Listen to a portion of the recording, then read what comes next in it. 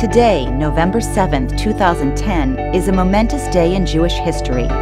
It is the day that after 45 years of work, Rabbi Adin Even Israel Штейнзальца makes a Siyum, a completion ceremony, to celebrate the completion of his translation and commentary of the Talmud. And in an event unparalleled in modern times, Jews throughout the world are coming together to celebrate the rabbi's achievement and to study our sacred text in a global day of Jewish learning.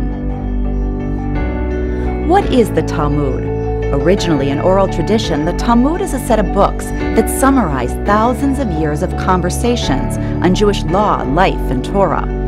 In 200 CE, Rabbi Judah the Prince put the oral law into writing in a work known as the Mishnah. Discussions on the Mishnah continued and became known as the Gemara. Together they constitute the Talmud, which was completed in the 5th century.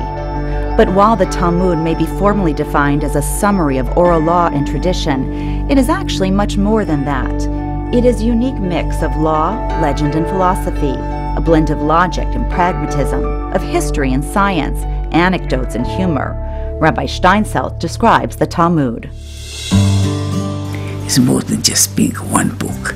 It is, in many ways, the very center pillar of not just of Jewish learning, but of Jewish existence.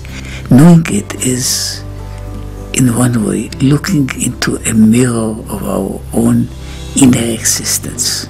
The whole structure of Judaism as it is today is in many ways bound with the Talmud. But as anyone who has ever tried to read the Talmud knows, it is no easy task. The language is terse, and the freely associated reasoning can be difficult to follow. The Talmud has been described as someone else's notes for a lecture you never attended. For close to 1,000 years, the Talmud was largely inaccessible to all but the experts. The idea of translating the Talmud was so daunting that few even dared to take it seriously. No one, that is, until Rabbi Штейнзальца. In 1965, when he was just 28, under the auspices of Israel's President Zalman Shazar and Knesset Speaker Kaddish Luz, he began his monumental Hebrew translation and commentary on the Talmud. Rabbi Штейнзальca's historic achievement provides a commentary for our generation and for those to come with clear explanations and without dogma. He has given the Talmud back to its owners, all of us. Not surprisingly, the rabbi's work has been praised by many. הרב שטיינזלץ בשבילי הוא אחד מגדולי האינטלקטואלים של המאה ה-20, שהוא בעצם הוביל אותם להבנת הכתוב שהיה בבחינת אוצר בלוב סתום לכולם, למשהו שהוא שמיש. אני חושב שהתלמוד זאת היצירה המופלאה ביותר בתולדות האנושות ככל שאני יכול להכיר. זאת יצירה פוסט-מודרנית אדירה. But what was it that made Rabbi Штейнзальца want to translate the Talmud in the first place? How many things are important? How many things are, you may say, have at least the smell of eternity?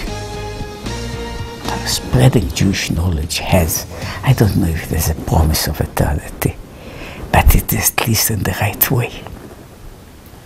עכשיו, אם הקדוש ברוך הוא יסכים לתת לי את הזמן הזה, עם כל הכוח הראוי לזה, אני בשמחה אקבל ואני אעבוד בשבילו. I will work for him, the rabbi says, and this work is something we can all share.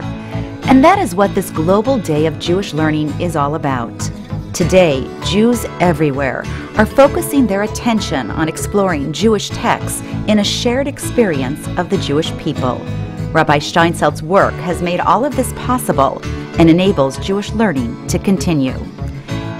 It is traditional to recite the Kaddish, a sacred text, when finishing one's study. As he completes his study of the volume of Ta'anit, Rabbi Штейнзальца explains the significance of the prayer. The formal way, after finishing a tractate of the Talmud, or more than one tractate, is something that is called Hadran, and we'll say a few words over this Hadran. Hadran alach Maseret Ta'anit v'Hadran Chalan.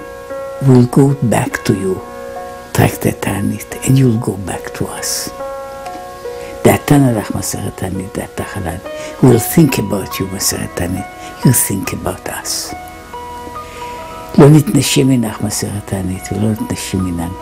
We won't forget you מסרת תענית. And you won't forget us. לא בעלמא הדין ולא בעלמא דעתי. Not in this world and not in the world to come. So this is the main points of the Hadran. We promise. We have it, we finished it, but we are going to return and we are going to keep the connection as much as we can in this world and the next world.